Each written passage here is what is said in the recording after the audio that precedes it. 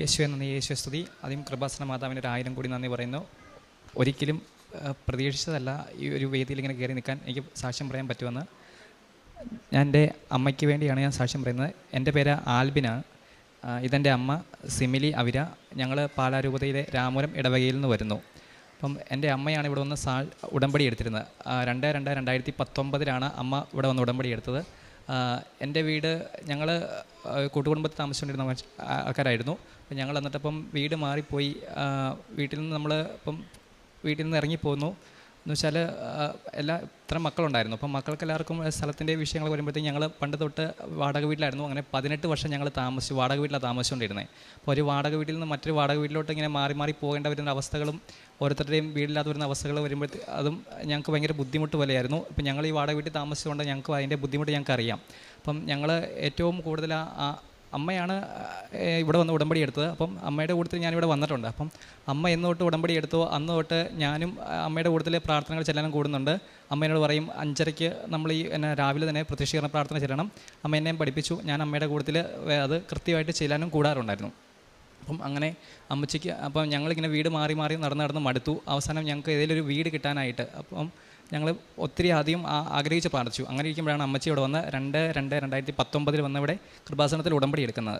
അപ്പോൾ ആ സമയത്ത് ഞാൻ അമ്മച്ചിയുടെ കൂട്ടത്തിൽ ഇവിടെ വന്നിട്ടില്ല. അമ്മയുടെ കൂട്ടുകാരികളുടെ കൂട്ടത്തിലാണ് ഇവിടെ വന്നേക്കുന്നത്. അവരാണ് ഇവിടെ കൊണ്ടുവന്നത്. ഞാൻ ആ സമയത്ത് ഞാൻ ഡിഗ്രി കഴിഞ്ഞ് ഞാൻ ചെറിയൊരു ജോലിയായിട്ട് ഞാൻ പോയിട്ടുണ്ടായിരുന്നു. അപ്പം അത് കഴിഞ്ഞ് 2021 ഞാൻ ജോലി നിർത്തിയിട്ട് എനിക്ക് PSC പഠിക്കണമെന്നൊരു ആഗ്രഹമായിട്ട് ഞാൻ ജോലി നിർത്തി. അപ്പം അമ്മച്ചിയുടെ കൂട്ടത്തിൽ അന്ന് 2021 വന്നു. അന്നേരത്തേക്ക് അമ്മയുടെ 3ാമത്തെ ഉടമ്പടി പുതുക്കലായിരുന്നു. ആ സമയത്ത് ഞങ്ങൾക്ക് ലൈഫിൻ്റെ ഒരു വീട് അതിൻ്റെ സാങ്ഷനായിട്ട് ഞങ്ങൾക്ക് ഒരു 5 സെൻറ്റ് സ്ഥലവും ഒരു വീടും ലഭിച്ചു. അപ്പം ഞങ്ങളങ്ങനെ ലഭിച്ചു. അപ്പോൾ ഞങ്ങൾ വളരെ സന്തോഷത്തിലായിരുന്നു. ഇവിടെ വന്നു. അപ്പം ഞാൻ അമ്മയുടെ കൂട്ടത്തിൽ വന്നു. അവിടെ വന്ന് പ്രാർത്ഥിച്ചു, നന്ദി പറഞ്ഞു. എന്നിട്ടും ഞങ്ങൾക്ക് സാക്ഷ്യം പറയാനായിട്ട് പറ്റിയിട്ടില്ലായിരുന്നു. അപ്പോൾ അത് കഴിഞ്ഞിട്ട് ഞങ്ങളുടെ വീടിന് തൊട്ട് ഫ്രണ്ട് വശമില്ല, ഒട്ടും ഫ്രണ്ടില്ല.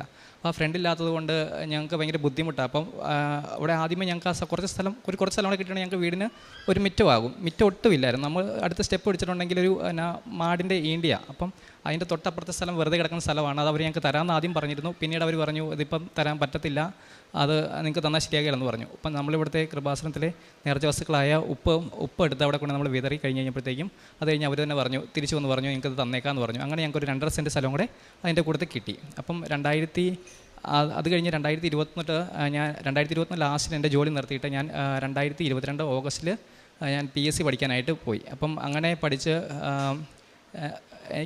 എനിക്കൊരു കോൺഫിഡൻസ് കുറവായിരുന്നു. അപ്പം എനിക്കറിയത്തില്ല ഇത് കിട്ടുമോ ഇല്ലയോ എന്ന് എനിക്കറിയത്തില്ല. ഭയങ്കര ധൈര്യക്കുറവാണ്. അപ്പം ഞാൻ എപ്പോഴും ധൈര്യക്കുറവ് എടുത്തിരിക്കുമ്പോഴും അമ്മ എനിക്ക് കൃപാസനത്തിലെ ഉടമ്പടി തൈലം എടുത്ത് എൻ്റെ നെറ്റി പുരട്ടും. അപ്പം ഞങ്ങൾ ഞാനും അമ്മയും ഒരുമിച്ച് മിക്കപ്പോഴും എല്ലാ ദിവസവും തന്നെ പള്ളിയിൽ പോകുന്നു. ഞായറാഴ്ചകളിൽ ഞാനും അമ്മയും എപ്പോഴും പോകുന്നത്. അപ്പം അമ്മയാണെങ്കിൽ കൂടുതൽ കൊന്തകളും ചൊല്ലിയും പിന്നെ കൃപാസനത്തിലെ പത്രമൊക്കെ കൊണ്ട് കൊടുക്കാൻ പോകും. അപ്പോൾ ഇടയ്ക്ക് ഞാനും കൂട്ടത്തിൽ പോകാറുണ്ട്.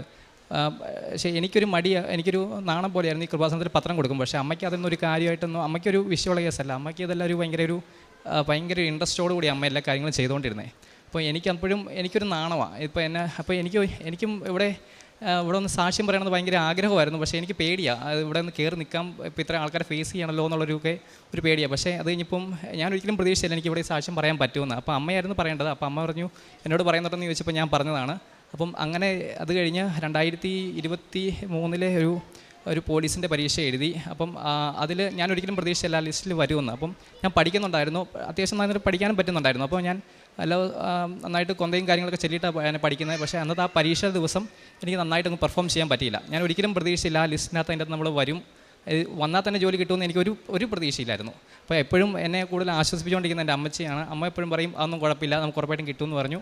അങ്ങനെ വന്നു. ഫിസിക്കലിന് പോയി. അപ്പോൾ ഫിസിക്കലിന് പോയി കഴിയുമ്പോഴത്തേക്കും അതിന് പ്രാക്ടീസ് ചെയ്തുകൊണ്ടിരിക്കുന്ന സമയത്ത് ഓരോ സമയത്തും ഒന്നെങ്കിൽ കാലിടിക്കും, കൈയിടിക്കും, അവിടെ ഇടിക്കും, ഭയങ്കര വേദനകളാണ്. അപ്പം എപ്പോഴും വേദനയാണ്. പിന്നെ നടക്കാനും പറ്റത്തില്ല, ഭയങ്കര ക്ഷീണമോ കാര്യങ്ങളൊക്കെയാണ്. ഇങ്ങനെ വരുമ്പോഴും എപ്പോഴും ഈ കൃപാസനത്തിലെ ഉടമ്പടി തൈലം അതെടുത്ത് പുരട്ടിയിട്ട് പോയി കഴിയുമ്പോൾ ഭയങ്കര ആശ്വാസമാണ്. പിന്നെ അതിൻ്റെ ഇടയ്ക്ക് വരുന്ന ഇഷ്ടംപടി പരീക്ഷകളുമുണ്ട്. അപ്പോൾ എപ്പോഴും പരീക്ഷകൾ വന്നുകൊണ്ടിരിക്കും. അപ്പം പോകുന്ന സമയത്തെല്ലാം ഈ കൃപാസനത്തിലെ ഉപ്പും ഉടമ്പടി തൈലം എടുത്ത് നെറ്റി പുരട്ടിയിട്ടാണ് ഞാൻ പോകുന്നത്. അപ്പോൾ അത് അമ്മയാണ് പുരട്ടി തരുന്നത്. ഞാൻ പുരട്ടിയിട്ട് എനിക്ക് സമാധാനമാകത്തില്ല. പക്ഷേ ഞാൻ അമ്മച്ചിനെ വിളിപ്പിച്ചുകൊണ്ട് വന്നിട്ട് അമ്മേനെ കണ്ട് തന്നെ വീണ്ടും അതെൻ്റെ നെറ്റി അത് പുരട്ടും. പുരട്ടി കഴിഞ്ഞിട്ട് ഞാൻ അങ്ങനെ പോയിക്കൊണ്ടിരുന്നത്. അപ്പോൾ അങ്ങനെ പോയി എഴുതി. അത് കഴിഞ്ഞ് കഴിഞ്ഞ ദിവസം അതിൻ്റെ എക്സാമൊക്കെ എഴുതി പാസ്സായി. എനിക്ക് മെഡിക്കലിന് പോകാനൊരു ചില പേടിയായിരുന്നു.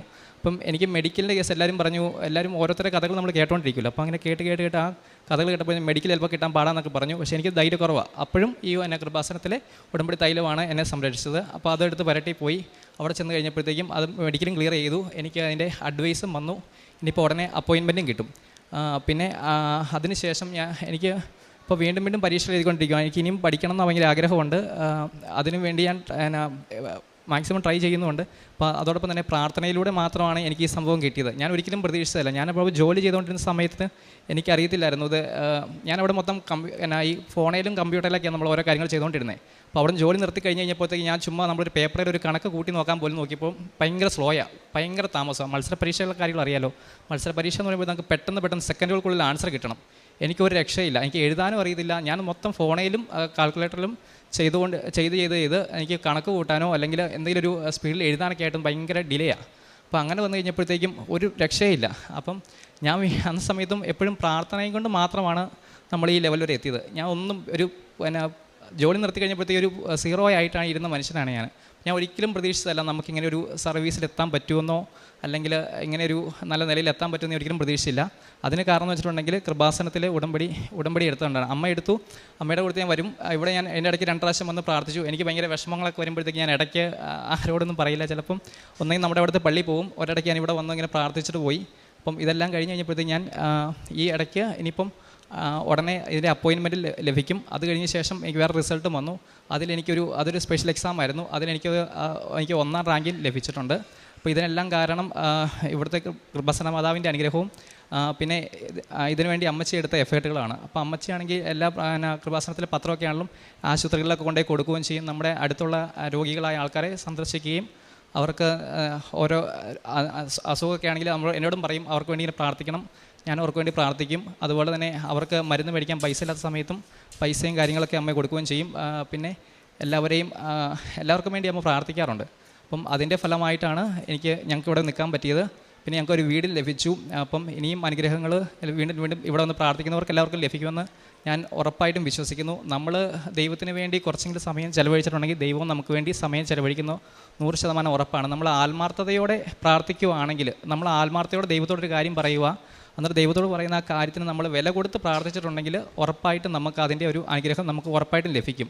നമ്മൾ നമുക്കിപ്പോൾ എല്ലാവരും ഭയങ്കര ബിസി ലൈഫൊക്കെയാണ്. പക്ഷേ എന്നാലും ആ സമയത്തിൽ നമ്മൾ കുറച്ച് നേരമെങ്കിലും ഒരു അരമണിക്കൂറെങ്കിലും നമ്മൾ ദൈവത്തിന് കൊടുത്തിട്ടുണ്ടെങ്കിൽ ആ ദൈവം ആ അരമണിക്കൂറിന് പകരം അതിൻ്റെ 1000 ഇരട്ടി സമയം നമുക്ക് ഉറപ്പായിട്ടും തരും. നമ്മളെ എല്ലാവിധ ആപത്തുകളും നമ്മളെ കാത്തുരക്ഷിച്ചോളും. ഓരോ ഫിസിക്കലിൻ്റെ സമയത്ത് എൻ്റെ നടുവിനൊരു വല്ലാത്ത നടുവ് പിടിച്ചിട്ട് ഞാൻ 1 മാസത്തോളം തിരുമിച്ചുകൊണ്ടിരിക്കുമായിരുന്നു. അപ്പം എന്നിട്ട് അത് കഴിഞ്ഞിട്ടാണ് എനിക്ക് ഫിസിക്കൽ വരുന്നത്. അപ്പോൾ ആ ഫിസിക്കലിൻ്റെ സമയത്ത് ഞാൻ ഭയങ്കര തളർന്നിരിക്കുമായിരുന്നു. ഞാൻ ആഗ്രഹിച്ച ഒരു പരീക്ഷയുടെ ഫിസിക്കലിന് വേണ്ടിയിട്ടാണ് അതിനുവേണ്ടി നോക്കിയിരുന്നത്. പക്ഷേ അതെനിക്ക് കിട്ടിയില്ല. അപ്പം ദൈവത്തിന് നമ്മൾ ഒരെണ്ണം കിട്ടിയില്ലെങ്കിലും ദൈവത്തിനൊരു പ്ലാനുണ്ട്. പക്ഷേ ആ പ്ലാൻ അത് നമ്മൾക്കറിയത്തില്ല. നമ്മൾ ഈശോയും ഈ മാതാവിനോട് നമ്മൾ ചോദിക്കുക. അപ്പം നമ്മൾ വീണ്ടും പ്രാർത്ഥിച്ചുകൊണ്ടിരിക്കുക. അപ്പോൾ ആ സമയത്ത് എനിക്ക് എഴുന്നേറ്റ് നടക്കാൻ പോലും പറ്റത്തില്ലായിരുന്നു. അപ്പോൾ ഞാൻ കുറച്ച് നേരമൊക്കെ ആദ്യമേ കുറേ സങ്കടമൊക്കെ വന്നു. പിന്നെ അത് ഞാൻ ഓർത്തു മാതാവിനും ദൈവത്തിനൊക്കെ ഒരു പ്ലാനുണ്ട്, അത് നടക്കുകയുള്ളൂ എന്ന്. അപ്പോൾ അങ്ങനെ എത്രയും പെട്ടെന്ന് നടക്കാനൊക്കെ സാധിച്ചതെന്ന് പറഞ്ഞാൽ കൃപാസനത്തിലെ ഈ തൈലമാണ്. തൈലം വെച്ച് കഴിയുമ്പോഴത്തേക്കും നമുക്കൊരു ധൈര്യം എനിക്കെന്നാണെങ്കിലും ഉപയോഗിച്ച് കഴിഞ്ഞാൽ പിന്നെ ഭയങ്കര ധൈര്യമാണ്. അത് തന്നെയാണ് അമ്മച്ചി എൻ്റെ വല്യമ്മയ്ക്കും വീട്ടിൽ ആർക്കെങ്കിലും എന്തെങ്കിലും ഒരു അസുഖമോ കാര്യങ്ങളോ എന്തെങ്കിലും ഉണ്ടെങ്കിൽ കൃപാസനത്തിലെ ഉപ്പും ആ ഉടമ്പടി തൈലവും ഉപയോഗിച്ചിട്ടാണ് ഞങ്ങൾ ഇത്രത്തോളം സകലവിധ രോഗപീഠകളിൽ നിന്ന് ഞങ്ങൾ അതിനെല്ലാം ധൈര്യമായിട്ട് നേരിട്ടത്. അപ്പം ഇനി ഇവിടെ വന്ന് പ്രാർത്ഥിക്കുന്ന എല്ലാവരോടും എനിക്ക് പറയാനുള്ളത്, നമ്മളത് വിശ്വാസത്തോടെ നമ്മളത് സ്വീകരിക്കുവാണെങ്കിൽ, നമ്മൾ ദൈവത്തിന് വേണ്ടി കുറച്ച് സമയമെങ്കിലും നമ്മുടെ മനസ്സറിഞ്ഞ് നമ്മൾ ചിലവഴിക്കുകയാണെങ്കിൽ, മാതാവിനും നമ്മൾ ലോകത്തിന് വേണ്ടി പ്രാർത്ഥിക്കുവാണെങ്കിൽ ഉറപ്പായിട്ടും നമുക്ക് ഒത്തിരി അനുഗ്രഹങ്ങൾ ലഭിക്കും. പിന്നെ അതോടൊപ്പം നമ്മളെക്കൊണ്ട് ചെയ്യാൻ പറ്റുന്ന നിരവധിയായ ചെറിയ കാര്യങ്ങളൊക്കെ മതി. നമുക്ക് ചെറിയ കാര്യങ്ങൾ ഓരോരുത്തർക്ക് സഹായം ചെയ്ത് കൊടുത്താൽ തന്നെ നമുക്ക് ദൈവം വലിയ കാര്യങ്ങൾ നമുക്ക് ചെയ്തു തരും. നമ്മളെക്കൊണ്ട് ചെയ്യാൻ പറ്റുന്ന ചെറിയ കാര്യങ്ങൾ നമ്മൾ ഓരോരുത്തർക്കും ചെയ്തു കൊടുക്കുക. എല്ലാവർക്കും വേണ്ടി പ്രാർത്ഥിക്കുകയാണെങ്കിൽ ഉറപ്പായിട്ടും ദൈവം നമ്മുടെ പ്രാർത്ഥന കേട്ടും. ഞാൻ ഒരിക്കലും പ്രതീക്ഷിച്ചതല്ല ഇവിടെ വന്നിങ്ങനെ സാക്ഷ്യം പറയാൻ പറ്റുമെന്ന്. ഇവിടെ വന്ന് സാക്ഷ്യം പറയാൻ അനുഗ്രഹം നൽകിയ മാതാവിനും തിരുക്കുമാരനും 1000 കോടി നന്ദി പറയും. എൻ്റെ പേര് സിമിലി. ഞാൻ എൻ്റെ അമ്മച്ചിയാണെങ്കിൽ ഒരു സ്ട്രോക്ക് വന്ന് തളർന്നു പോയതായിരുന്നു. അപ്പോൾ ഞാൻ അമ്മച്ചി ഇവിടെ ഇല്ലാത്തതുകൊണ്ട് അമ്മച്ചീനെ കൂട്ടിക്കൊണ്ട് വന്നെങ്കിലേ പറയാൻ പറ്റുള്ളൂ എന്ന് പറഞ്ഞു. പക്ഷേ ഞാൻ ഉടമ്പടി തൈലം തേച്ച അമ്മച്ചിക്ക് വേണ്ടി പ്രാർത്ഥിച്ചു. എൻ്റെ അമ്മച്ചിക്ക് സ്ട്രോക്കൊക്കെ മാറി. നടക്കുന്ന നേരെയൊന്നും അല്ലായിരുന്നു, ചെരിഞ്ഞൊക്കെ ഓർമ്മയും പോയായിരുന്നു. പക്ഷേ എൻ്റെ അമ്മയ്ക്ക് ഇപ്പോൾ ഒരു കുഴപ്പമില്ല, വീട്ടിലെ പണികളൊക്കെ അത്യാവശ്യം ചെയ്യും. ഞാൻ പ്രാർത്ഥിച്ചത് എൻ്റെ അമ്മ അമ്മയുടെ കാര്യം മാത്രം നോക്കിയാൽ മതി എന്നായിരുന്നു ഞാൻ പ്രാർത്ഥിച്ചത്. പക്ഷേ എൻ്റെ അമ്മ ഇപ്പോൾ വീട്ടിലെ ചെറിയ ചെറിയ പണികളെല്ലാം ചെയ്ത് നല്ല രീതിയിൽ തന്നെ പോകും. ഇച്ചിരി ശകലം ഓർമ്മക്കുറവുണ്ട്. അപ്പോൾ ഒരു കറിക്കൊക്കെ എന്തെങ്കിലും എടുക്കണമെങ്കിൽ അമ്മ ഓർക്കും, ആദ്യം അമ്മ ആലോചിക്കുക എന്താ വേണ്ട, മുളക്, തേങ്ങ, അങ്ങനെ ഓരോന്ന് ആലോചിച്ചാണെങ്കിലും അമ്മയ്ക്ക് ചെയ്യാൻ സാധിക്കുന്നുണ്ട്. എൻ്റെ അമ്മയ്ക്കും ഞാൻ നേർച്ച വസ്തുക്കൾ ചെയ്തിട്ടാട്ടോ കൊടുത്തിട്ടാണ് ഇങ്ങനെ സംഭവിച്ചത്. മരുന്ന് കൊടുത്തു എങ്കിൽ പോലും നേരെ വഴിക്കൂടെ ഒന്നും പോലെ ഇതിൽ നിന്ന് വട്ടവും നീളമൊക്കെയാണ് നടന്നുകൊണ്ടിരുന്നത്. പക്ഷേ എൻ്റെ അമ്മയ്ക്ക് നല്ല രീതിയിൽ ഇപ്പം അത്യാവശ്യം ഓർമ്മയുണ്ട്, നടക്കാനും പറ്റും, വീട്ടിലെ പണിയും ചെയ്യാൻ പറ്റും, അമ്മയുടെ കാര്യങ്ങളും ചെയ്യാൻ പറ്റും. പിന്നെ എൻ്റെ വല്യമ്മയ്ക്കും അതുപോലെ തന്നെയായിരുന്നു. 4 ദിവസം മെഡിക്കൽ കോളേജിൽ മിണ്ടാതെ കിടന്ന് എൻ്റെ അമ്മച്ചി പേരമ്മയാണ്. ഞാനിവിടുന്ന് അവിടെ അമ്മേനെ കാണാൻ പോയപ്പം ഓപ്പറേഷത്തിൻ്റെ തലേദിവസം ഞാൻ കൊണ്ടുപോയി ഉടമ്പടി തൈലം കുരിശ് വരച്ച് പ്രാർത്ഥിച്ചു. ഓപ്പറേഷൻ കഴിഞ്ഞു. ആ അമ്മയെ ഏറ്റു നടക്കാൻ തുടങ്ങി. ഏറ്റു നടക്കുമെന്നൊന്നും ആരും പ്രതീക്ഷിച്ചല്ല. മരിച്ചു എന്നും പറഞ്ഞ് എല്ലാവരും കാത്തിരുന്നതാണ്. പക്ഷേ ആ അമ്മയ്ക്കും അവരും നല്ല സുഖമായിട്ട് ഇപ്പം അത്യാവശ്യ കാര്യങ്ങളൊക്കെ ചെയ്ത് നടക്കുന്നു. പരിശുദ്ധ അമ്മ ഞങ്ങൾക്ക് ചെയ്ത വലിയ അനുഗ്രഹങ്ങൾക്കും കൃപകൾക്കും ഞാൻ 1000 നന്ദി പറയുന്നു. നന്ദി പറഞ്ഞാലൊന്നും തീരുന്ന അനുഗ്രഹമല്ല ഞങ്ങൾക്ക് തന്നത്. ഒരുപാട് അനുഗ്രഹങ്ങൾ തന്നു. പിള്ളേരാണേലും നല്ല രീതിയിൽ പ്രാർത്ഥിക്കാനും എൻ്റെ കൂടെ എപ്പോഴും പ്രാർത്ഥിക്കാനും എൻ്റെ 2 മക്കളാണ് എനിക്ക്. അവർ 2 പേരും കൂടും. ഭർത്താവ് സ്ഥലത്ത് തടിക്കച്ചവടമാണ്. അപ്പോൾ പോയി കഴിഞ്ഞാലും 7 മണിയാകുമ്പോഴത്തേനും ഈ മോനൊക്കെ പായിട്ട് കുരിശ് വരയ്ക്കാൻ തുടങ്ങും. ആര് വന്നാലും വന്നില്ലെങ്കിലും ഇവർ പ്രാർത്ഥന തുടങ്ങും. അപ്പോൾ തന്നെ എല്ലാവരും ഓടി വന്നോളൂ. അതുപോലെ പ്രാർത്ഥിക്കുന്ന 2 നല്ല മക്കളെയും ദൈവം തന്ന് എന്നെ അനുഗ്രഹിച്ചു. ഈ ഉടമ്പടിയുടെ എനിക്ക് തന്ന എല്ലാ അനുഗ്രഹങ്ങൾക്കും. ഞങ്ങൾ വീടില്ലാതെ കഷ്ടപ്പെട്ടതെന്ന് പറഞ്ഞാൽ ഒരുപാട് കഷ്ടപ്പെട്ടു. ലൈഫ് മിഷൻ വഴിയാണ് വീട് കിട്ടിയത്. അപ്പോൾ ഞാൻ ഈ ഉടമ്പടി നേർച്ച വസ്തുക്കൾ എല്ലാവർക്കും നെറ്റിയിൽ കുരിശ് വരച്ച് കൊടുക്കുകയും ഉപ്പ് കൊടുക്കുകയും തേൻ കൊടുക്കുകയും ചെയ്യും. ഞാനത് എപ്പോഴും സ്റ്റോക്ക് ചെയ്ത് വയ്ക്കും. പിന്നെ ഞാൻ കൂടുതൽ വാങ്ങിക്കൊണ്ട് പോകും. ആരെങ്കിലും എന്നോടൊരു ലോക്കറ്റോ ഉപ്പോ തൈലോ എന്തെങ്കിലും ചോദിച്ചാൽ ഞാൻ മറ്റുള്ളവർക്കും കൂടി അത് വാങ്ങിക്കൊണ്ട് കൊടുക്കും. അപ്പോൾ ഇന്ന് ഞാൻ ഉടമ്പടി പുതുക്കി. എൻ്റെ 9ാമത്തെ ഉടമ്പടി പുതുക്കിയപ്പോഴാണ് ഇവന് ജോലി കിട്ടിയത്. അപ്പോൾ മറ്റുള്ളവർക്കും കൊടുക്കാൻ എനിക്ക് സാധിക്കുന്നുണ്ട്. ദൈവം അത്യാവശ്യം അയൽവക്കക്കാർക്കാണെങ്കിലും എന്തെങ്കിലും ഒരു സഹായം ചെയ്യാനാണെങ്കിൽ സാമ്പത്തികമായിട്ടോ ഭക്ഷണമായിട്ടോ എന്തെങ്കിലും ചെയ്യാൻ പറ്റുമെങ്കിൽ അതൊക്കെ ഞങ്ങൾ ചെയ്യാറുണ്ട്. എന്നെ കഴിയുന്ന സഹായങ്ങളൊക്കെ ഞങ്ങൾ ചെയ്യാറുണ്ട്. അമ്മ തന്ന ഈ വലിയ അനുഗ്രഹങ്ങൾക്കും കൃപകൾക്കും ഞാൻ നന്ദി പറയുന്നു. യേശുവേ നന്ദി, ഈശോയെ സ്തുതി.